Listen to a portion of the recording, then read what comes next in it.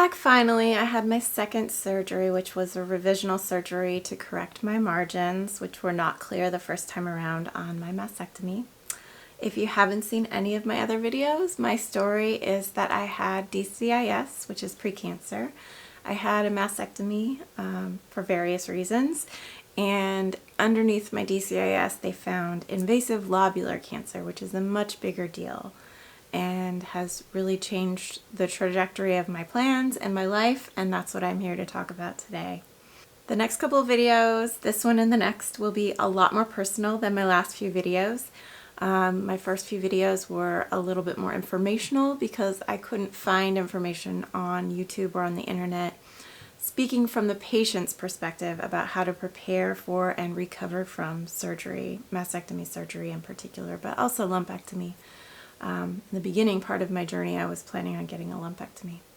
So at this point, I am recovering and almost up to speed with being able to go back to work. I'm driving again, much less pain, almost completely off of gabapentin, and my brain is much less foggy, and I'm able to make some videos talking about my own experience, frustrations and emotions. And today's video is just about my new decision-making process of whether or not to have a second mastectomy now that I know I had invasive lobular carcinoma.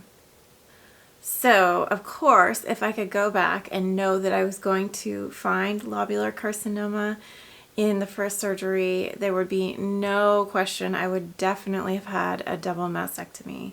Just having done a lot of research in the last couple of weeks, learning about invasive carcinoma of the lobules, and learning how recurrent it tends to be and how invisible it tends to be in scans and imaging, there just would be no question at all. I would definitely go back if I could and get a double mastectomy. So does that mean that I will go back and get another single mastectomy? Well, that's a little bit harder question because in all of my factors in decision making, anesthesias and numbers of anesthesia have been a huge value in all of my decision making. Because I have a family history of dementia and a very strong history of dementia on my paternal line, which ends up being the more significant line for influencing me in particular.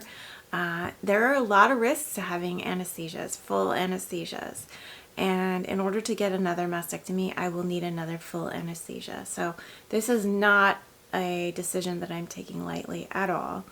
However, I am pretty sure at this point that I will decide to have another mastectomy. The reasons for that are that I have a 10-year history of imaging that has been very traumatic.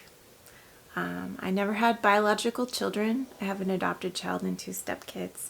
And so I have a lot of risk factors for cancer to begin with. I have really dense breasts, which makes it really hard to image and see what's going on inside my breasts, which is partially why I never knew that I had invasive lobular carcinoma until we had the surgery.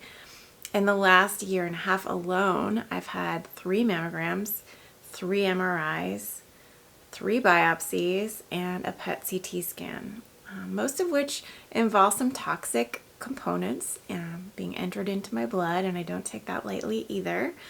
Mammograms are radioactive. They're also very brutal on breast tissue, especially sensitive breast tissue. And I have a personal history of being told by my primary care physician not to get a mammogram, even though I was going to be being monitored for every 6 months for the shadows that were being seen in my left breast over a 10-year period. I was not to be getting mammograms, but I was to be asking for ultrasounds. And the staff at my hospitals, multiple hospitals, did not appreciate or understand that, and so I was harassed, mocked, threatened, very condescended to for 10 years as I went through my imaging and scanning process diligently. I still showed up and did it every 6 months up until COVID, but I I still did it even though I was experiencing a lot of harassment and misunderstanding at the hands of my medical staff. Nowadays, there's a little bit more appreciation for how toxic frequent mammograms can be, and I find that my hospital staff are much more understanding of my former position. However, I have had to have mammograms in the last 18 months because I was getting bigger and bigger lesions of DCIS because of my biopsies and because of the way that my body was responding to those biopsies. So mammograms became necessary medically for me in the end after all, but they're very traumatic for me. And so I don't want to spend another 10 years, let alone another 50 years, going through all of that again for my right breast because of the probability that I may have recurrent cancer in my right breast. Now, some physicians will say I don't have that probability, but the experts on invasive lobular carcinoma would say I do. And so I'm going with them. And it's not just for risk, but they also, like I said, invasive lobular carcinoma is very hard to image because of the makeup of the tumor. It is a single file cell line tumor, and so instead of clumping together like all the other breast cancers do into a solid mass, invasive lobular carcinoma has this very strange characteristic where the cells line up in single file lines, which makes them more like a spider web, like a very, very fine lined web that is just not something that our imaging tools are meant to pick up on. And so there are some novel imaging approaches being tested now, but they're not widely available and they are highly toxic. Kind of like having a PET scan every few months. That is way too much radioactive material to be pumping through your veins. And so appreciating all of this, I am starting to think that, or ending up thinking that the second mastectomy will be the best way for me to go. There are lots of different perspectives on invasive lobular carcinoma, partially because it always was just kind of lumped in with the much more common ductal carcinoma, and individual studies separately of the two have only started really in the last 10 or 15 years, and they've only really been compiled by nonprofit organizations and support organizations that are translating them to patients like me for the last 5 or 6 years. So I was born in a very good time in history to be learning about this, but it's also very early. And most of my practitioners at this point in time have not had as much information as I have about my own cancer. My cancer was the size of a piece of rice. It was tiny, just 2 millimeters in size. I really lucked out, and that makes my chances for recurrence a little bit lower. But really this kind of cancer doesn't get found that small. It's really rare to find that small of a little bit of it. I have my precancer to thank, my DCIS, which is almost harmless. And so I'm very grateful that I have had the experience that I had and caught it really early, considering how invisible it was on imaging.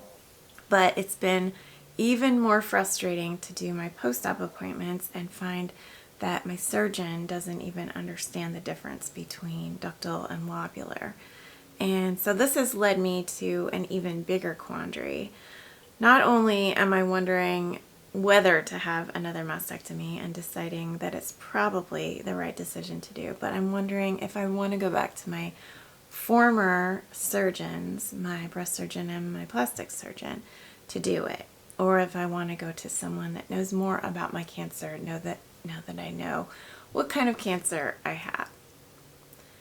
It's hard to speak of had or have in terms of this cancer because there is such a high rate of recurrence. I wouldn't know it if it was in my right breast at this point, and I'm 100% sure about that.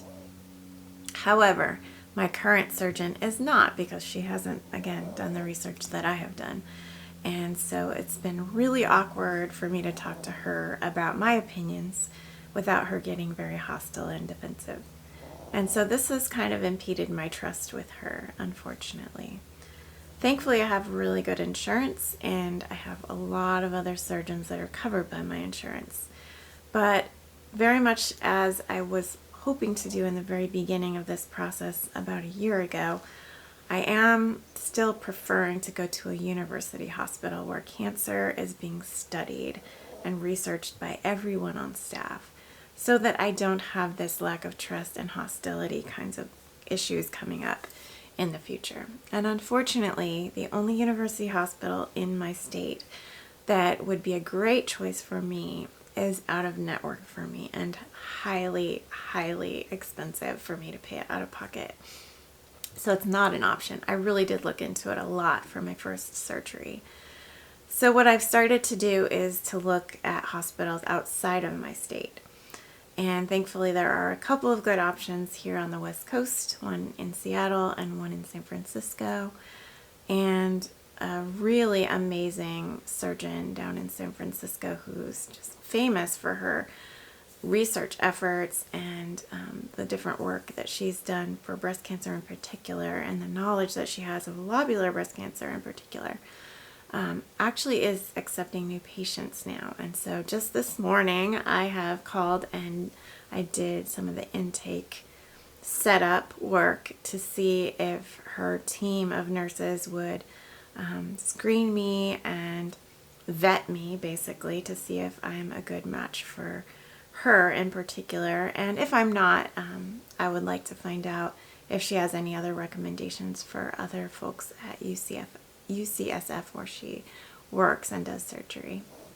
So I'm pretty proud of myself for making this step and believing in the need to have a more educated and more research-driven team on my surgical team the next time around. I am also grieved that I wasn't able to do that or to think so ambitiously maybe the last time around. Not that I could have known all that I know now, but it would have been nice to have one surgical team that knows my body well and has had experience with my body before, the way that my surgeon that did my first mastectomy was able to. So there is a little bit of a loss there. But all things considered, it is a very small loss. So I'm still in the process of figuring out where I'm going with this second mastectomy idea. Again, I feel very traumatized and triggered, and just really want to have the smoothest ride from here on out. I'm only 50 years old. In December I'll be 50, and so I have another half of my life to be figuring this all out. And that's actually another reason why I'm choosing to have this preventative or prophylactic mastectomy on healthy breast, or what we think is healthy breast, because I don't want to wait until I'm 60 or 70 to have that surgery and be more frail physically and less able to recuperate. I had such a smooth recovery in this last surgery, and the second one even more so. So I want to do this surgery. If I have to have surgery, and I do believe I should, I want to do it while I'm young enough to recover well and strongly. So some of the other factors that I'm trying to figure out now are what time of year and how soon. There are definitely competing opinions within my own household and family on how soon I should do this. Thankfully, my husband is very much on board with me having a second mastectomy. Both of us are 100% sure that that is the best way to go at this point with the information that we have right now. He would like for me to get one sooner because I think it will just give him peace of mind, but he also wanted me to have less recovery time overall. I would like to do it a little bit later, so maybe this winter, because I want to fully recover in my left breast before I start on my right breast. And I also am interested in choosing a time of year, ideally, where I could get some sunshine, because I feel like being in the sun has been super pivotal in terms of my really speedy and healthy recovery this time around. And I live in Oregon, so in the winter there is no sun. So ideally for me, I would wait until March or April or May of next year. But because my husband has high anxiety about it, I'm considering doing it a little earlier than that. And since I'm also considering doing it in California, sunshine may be less of a factor because I can get a good dose of sunshine while I'm still down there recovering right after the surgery. So that's a bit of a consolation as well. The other really big decision that I have to make, and I probably won't make until I decide who my surgeon will be, is whether or not I will do a nipple sparing mastectomy this time. The first time around I had too much precancer in my nipple and we couldn't save it, so it wasn't an option. And I am definitely not up for reconstruction. I'm not the kind of person that likes to put foreign things in my body, so that's not something I'm even considering. I've heard a lot of horror stories about implants, and I'm just not interested in even trying that for myself. But there is the option of doing a nipple sparing mastectomy, which saves the skin around the nipple, the areolar complex, and the nipple, and all the nerves inside the nipple, which is even more significant, I think. So your feeling would possibly be restored after the surgery because of the nerves. Some of the nerves would be cut for sure inside the breast, but the external nerves that go to the nipple might be able to be saved. Now, whether or not this could happen effectively with my kind of breast, I do not know, because I do have large breasts and a lot of the skin would need to be cut because I am not having reconstruction, so there won't be a need for extra skin.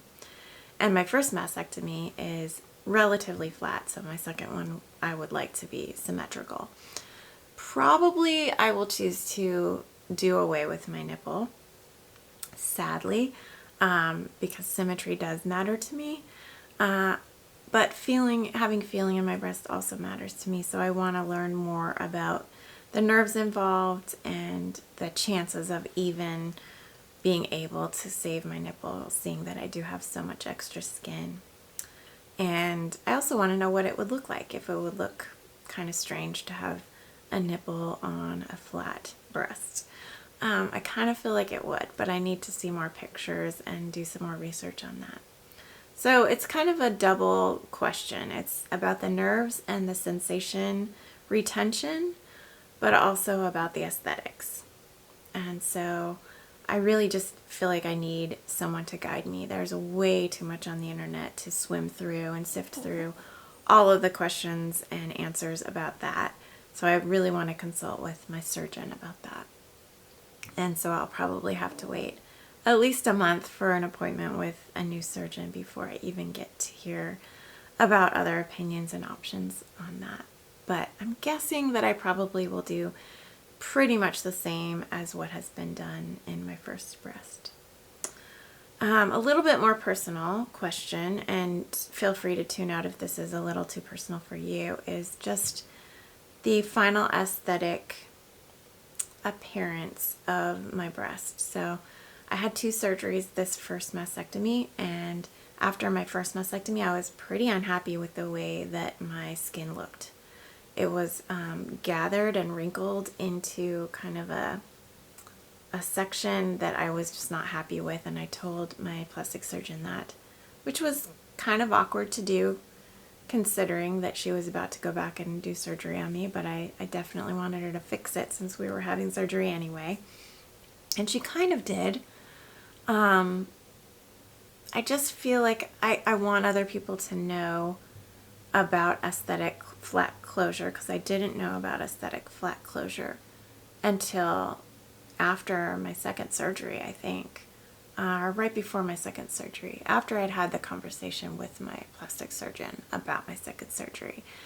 And I thought I had done a sufficient job of explaining to her what I did want, and now I know that I didn't, and now I know why I needed to be more assertive. And that is because most surgeons are going to be motivated to make your breast look more like a nipple and more inflatable. So they will assume that you're going to change your mind someday and want implants, even though right now you don't.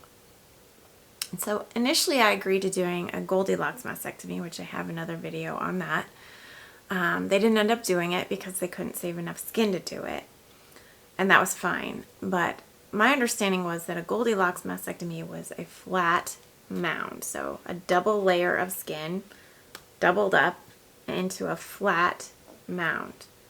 Not like a hill, not like a nipple, but a very flat, even mound, like a knoll on a landscape. If you know what a knoll is, a very, very slight raised, but evenly raised little bit of a bump, gradual bump.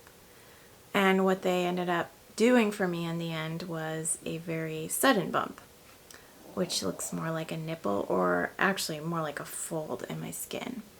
And I think I know why they did this. I think it was because of the cleavage factor. I do not envy them and all the choices they have to make in surgery, because yes, I think there is a value for cleavage, and I value cleavage, and they never asked me if I value it, but I could have been more specific about how important that was to me. So in order to give me a little tiny bit of cleavage, they folded my skin and made a very sudden nipple-like formation in the center of my breast, such that if I were to wear a flat or tight t-shirt, I would have a bump in the middle of my breast that is not anything like a nipple at all. It's more of a flat and long, elongated bump, and it's like a shelf with kind of a hollow underneath it. And I understand this is for cleavage, and there is a value for that, and I do value that, but I think I value that a little less than having the ability to wear a t-shirt without looking really strange. And so in my second mastectomy, I may ask for further plastic surgery on my left breast. I don't know. That's another option that I have that I may pursue, and I'll have to think about that, because again, I do value the cleavage that I have now, but I don't really want two breasts that look like the one that I have now that has been